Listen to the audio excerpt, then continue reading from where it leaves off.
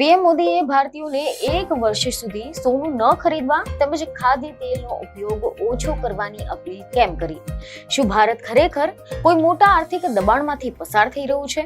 શું દુનિયામાં ચાલતું યુદ્ધ ભારતના ઘરના રસોડા સુધી પહોંચી ગયું છે? તો ચાલો જાણીએ યુદ્ધ, વૈશ્વિક રાજનીતિ અને સામાન્ય માણસના રસોડા વચ્ચે શું કનેક્શન છે. નમસ્કાર દર્શક મિત્રો, દિલોક સત્તા શોમાં આપનું સ્વાગત છે. દર્શક મિત્રો, કલ્પના કરો કે એવા સમયની કે જ્યારે દુનિયાના સૌથી મોટા દેશો યુદ્ધમાં ફસાઈ ગયા હોય, દરિયામાંથી પસાર થતી ઓઇલની જહાજો અટકી ગઈ હોય, પેટ્રોલના ભાવ દરરોજ નવા રેકોર્ડ બનાવી રહ્યા હોય, ડોલર મજબૂત બની રહ્યો હોય અને ભારત જેવા દેશો માટે દરેક દિવસ એક નવી ચિંતાનો દિવસ બની રહ્યો હોય, અને એવામાં જો દેશના વડાપ્રધાન દેશની જનતાને કહે કે થોડું પેટ્રોલ ઓછું વાપરો, ખાદ્ય તેલ ઓછું વાપરો અને વર્ષ સુધી સોનું ન ખરીદો, તો આ માત્ર એક સલાહ નથી રહેતી. આના પાછળ કોઈ મોટું કારણ હોઈ શકે છે, કોઈ મોટું ગણિત હોઈ શકે છે, કોઈ એવી સ્થિતિ હોઈ શકે છે કે જે સામાન્ય માણસને તરત સમજાતી નથી. કારણ કે સામાન્ય રીતે દેશના વડાપ્રધાન લોકો પાસે આવી અપીલ નથી કરતા. લોકો શું ખાય, કેટલું તેલ વાપરે, કેટલું સોનું ખરીદે એ તો વ્યક્તિગત બાબત ગણાય. પરંતુ જ્યારે દેશની અર્થવ્યવસ્થા પર દબાણ વધે, જ્યારે વિદેશી ચલણ પર ખતરો ઉભો થાય, ત્યારે દુનિયામાં યુદ્ધ અને અસ્થિરતા વધે છે, ત્યારે સરકારો લોકોને જીવનશૈલી બદલાવવાની અપીલ કરે છે. અને આજે આપણે એ જ સમજવાના છે કે આખરે પીએમ મોદીએ આવું કેમ કહ્યું. તો શું દુનિયામાં ચાલતું યુદ્ધ ભારતના ઘરના રસોડા સુધી પહોંચી ગયું છે? અને સૌથી મોટો સવાલ કે સોનાની ખરીદી અને ખાદ્ય તેલનો ઉપયોગ દેશના વિદેશી ચલણ સાથે કેવી રીતે જોડાયેલું છે? તો દર્શક મિત્રો, ભારત એક એવો દેશ છે કે જે પરંપરાઓ અને આધુનિકતાના સંગમ પર ઉભો છે. પરંતુ આજે આપણે એક એવી ચર્ચા કરવા જઈ રહ્યા છીએ કે જેને સમગ્ર દેશમાં એક નવી ચર્ચાઓ અને વિવાદોને જન્મ આપ્યો છે. જ્યારે દેશના વડાપ્રધાન સ્ટેજ પરથી ઉભા રહીને પ્રજાને એમ કહે કે આ વર્ષે સોનું ન ખરીદતા, રસોડામાં તેલનો વપરાશ ઓછો કરજો, ત્યારે તે માત્ર એક સલાહ નથી રહેતી, પરંતુ દેશની આર્થિક સ્થિતિ અને ભવિષ્યના સંકેતોનો અરીસો બની જાય છે. તેલંગાણાના સિકંદરાબાદમાં જ્યારે પીએમ મોદીએ આ અપીલ કરી હતી, ત્યારે અનેક સવાલો ઉભા થયા કે શું ભારતનું અર્થતંત્ર કોઈ મોટા સંકટ તરફ આગળ વધી રહ્યું છે? શું વિદેશી હુંડિયામણની તિજોરી ખાલી થઈ રહી છે? કે પછી આ એક વ્યૂહાત્મક પગલું ભરવામાં આવ્યું છે કે જે આવનારા વર્ષોમાં ભારતને આત્મનિર્ભર બનાવવા માટે માનવામાં આવી રહ્યું છે? તો આજે આપણે આ વિડીયોમાં આ વિષયના ઊંડાણમાં ઉતરીશું અને જાણીશું કે યુદ્ધ, વૈશ્વિક રાજનીતિ અને સામાન્ય માણસોના રસોડા વચ્ચે શું કનેક્શન છે. તો દર્શક મિત્રો, એવા અહેવાલો સામે આવી રહ્યા છે કે વડાપ્રધાન મોદીએ જ્યારે આ વાત કરી ત્યારે તેમણે પાડોશમાં ચાલતા યુદ્ધ અને ખોરવાયેલી સપ્લાય ચેઇનનો પણ ઉલ્લેખ કર્યો હતો. આપણે જાણીએ છીએ કે ભારત આજે દુનિયાની સૌથી ઝડપથી વધતી અર્થવ્યવસ્થાઓમાંનું એક બની ગયું છે. પરંતુ સાથે સાથે ભારત એક એવી અર્થવ્યવસ્થા પણ છે કે જે ઘણી બધી બાબતો માટે વિદેશી દેશો પર નિર્ભર છે.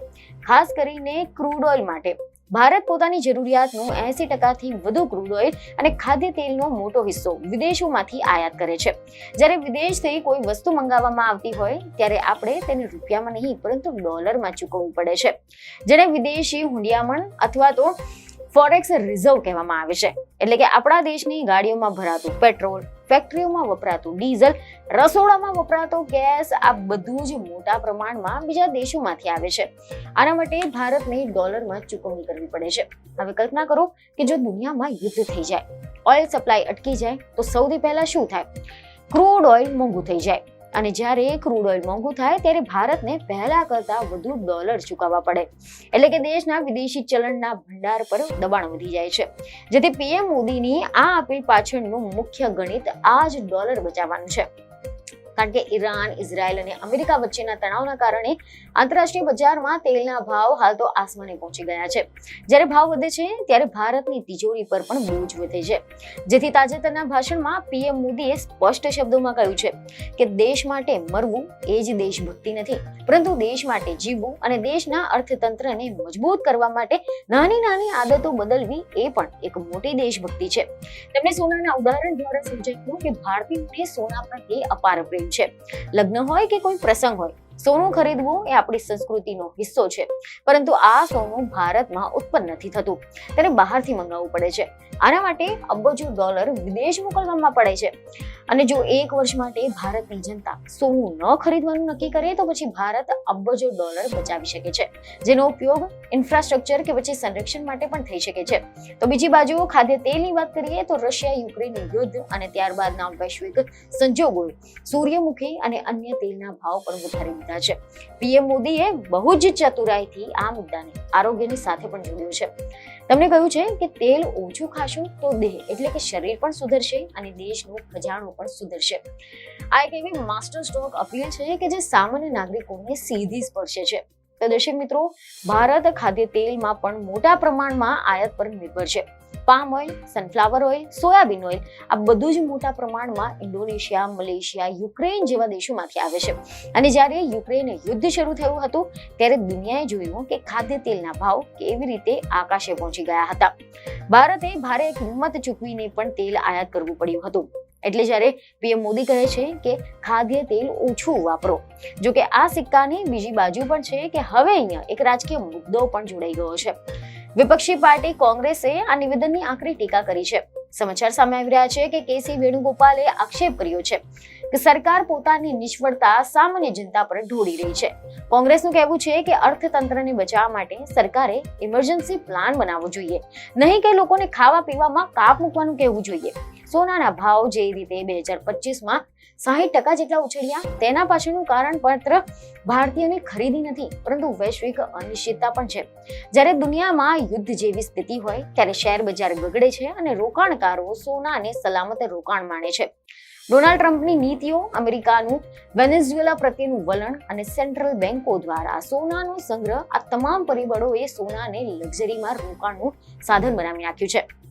ખાસ કરીને ચીન, તુર્કી જેવા સેન્ટ્રલ બેન્કો જે રીતે સોનું ખરીદી રહી છે તેનાથી ડોલરનું વર્ચસ્વ ઘટી રહ્યું છે. પીએમ મોદી ઈચ્છે છે કે ભારતના આ વૈશ્વિક પ્રવાહમાં પોતાની આર્થિક સુરક્ષા જાળવી રાખે. તેમને જે રીતે સામાન્ય માણસને દેશભક્તિના નામે તેલ અને સોનામાં કાપ મૂકવાનું કહ્યું છે તે દર્શાવે છે કે સરકાર કદાચ આવનારા સમયમાં વધુ કઠોર આર્થિક નિર્ણયો લઈ શકે છે. તો હવે સવાલ એ નથી કે કોણ સાચું કોણ ખોટું, સવાલ એ છે કે દુનિયામાં જે પણ કંઈ ચાલી રહ્યું છે તેની અસર હવે સીધી સામાન્ય ભારતીયના જીવન પર પડી રહી છે. હવે આપણે વાત કરીએ ફોરેક્સ રિઝર્વની, એટલે કે વિદેશી ચલણના ભંડાર વિશે. તો ભારત પાસે ડોલર, યુરો, સોનું અને અન્ય વિદેશી સંપત્તિઓનો એક ભંડાર હોય છે જેને આરબીઆઈ સંભાળે છે. આ ભંડાર દેશ માટે ઇમરજન્સી ફંડ જેવું કામ કરે છે. જ્યારે દેશમાં આયાત વધી જાય અથવા તો રૂપિયા પર દબાણ આવે ત્યારે આ ફોરેક્સ રિઝર્વ દેશને બચાવે છે. પરંતુ જો સતત ડોલર બહાર જતા રહે તો પછી આ ભંડાર ઘટવા લાગે છે અને જો આ ખૂબ જ ઘટી જાય તો પછી દેશ માટે મોટી મુશ્કેલી ઊભી થઈ શકે છે. દર્શક મિત્રો, કેટલાક એવા લેવા પણ છે કે ભારતે આવી સ્થિતિ પહેલા પણ જોઈ છે. વર્ષ 1991માં ભારત ગંભીર આર્થિક સંકટમાં ફસાઈ ગયું હતું. દેશ પાસે માત્ર થોડા દિવસની આયાત કરવા જેટલું જ વિદેશી ચલણ બચ્યું હતું. સ્થિતિ એટલી ખરાબ થઈ ગઈ હતી કે ભારતને પોતાનું સોનું ગીરવે રાખવું પડ્યું હતું. કલ્પના કરો કે એક દેશ પોતાનું સોનું વિદેશમાં ગીરવે મૂકે જેથી કરીને તે પેટ્રોલ ખરીદી શકે. એ સમયે ભારત માટે સૌથી મુશ્કેલ સમય હતો અને કદાચ આ જ ઇતિહાસમાંથી શીખીને સરકાર આજે પહેલાથી જ ચેતવણી આપવા માંગે છે. તો શું ભારતીય જનતા પીએમ મોદીની આ વાતને માનશે? શું એક વર્ષ સુધી સોનું ન ખરીદવાથી ખરેખર રૂપિયો મજબૂત થઈ જશે? આવા ઘણા બધા સવાલો છે કે જેના જવાબ હવે આવનાર સમયમાં મળશે. પરંતુ એક વાત નક્કી છે કે પીએમ મોદીએ દેશના અર્થતંત્રની ચાવી હવે સામાન્ય માણસના રસોડા અને તિજોરીમાં હોવાનું કહીને એક નવો વિવાદ અને નવી વિચારધારા વહેતી કરી છે. વિદેશી હુંડિયામણ બચાવવાની આ લડાઈ હવે માત્ર સરકારની નથી, પરંતુ દરેક ભારતીયના ઉંબરા સુધી પહોંચી ગઈ છે. આખી ઘટનાક્રમમાં જે મહત્વની વાત બહાર આવી છે તે એ છે કે વૈશ્વિક સ્તરે થઈ રહેલા ભૌગોલિક રાજકીય ફેરફારો ભારત જેવા આયાત પર નિર્ભર દેશો માટે કેટલા જોખમી સાબિત થઈ શકે છે. પેટ્રોલ, ડીઝલ અને ગેસના વધતા ભાવો વચ્ચે સરકારે ટેક્સ ઘટાડવાના બદલે જનતાને વપરાશ ઘટાડવાની સલાહ આપી છે, જે રાજકીય રીતે જોખમી હોવા છતાં પણ આર્થિક રીતે સરકારની મજબૂરી દર્શાવે છે. છેલ્લે પીએમ મોદીની આ અપીલને કેટલાક લોકો ત્યાગ તરીકે જોશે તો કેટલાક લોકો તેને આર્થિક કુશાસન તરીકે જોશે. પરંતુ સત્ય એ છે કે વૈશ્વિક અસ્થિરતાના આ યુગમાં ભારતને પોતાની આર્થિક સીમાઓ સુરક્ષિત રાખવા માટે આકરા પાણીએ જવું પડી રહ્યું છે. હવે આ અપીલ કેટલો પ્રભાવ પાડશે, લોકો તેનું કેટલું પાલન કરશે અને દુનિયાની પરિસ્થિતિ આગળ કેવી બનશે એ તો સમય જ કહેશે. પરંતુ એક વાત ચોક્કસ છે કે દુનિયામાં જે પણ કંઈ થઈ રહ્યું છે એની અસર હવે સીધી આપણા ઘરના રસોઈ, આપણા પેટ્રોલના ખર્ચ અને આપણા લગ્નના સોના સુધી પહોંચી ગઈ છે. અને કદાચ આ જ સમયની સૌથી મોટી હકીકત છે. તો દર્શક મિત્રો, તમને પીએમ મોદીની આ અપીલ યોગ્ય લાગી કે નહીં તે અમને કમેન્ટમાં જરૂરથી જણાવો. બીજને ખબર સાથે ફરી મળીશું. ધન્યવાદ.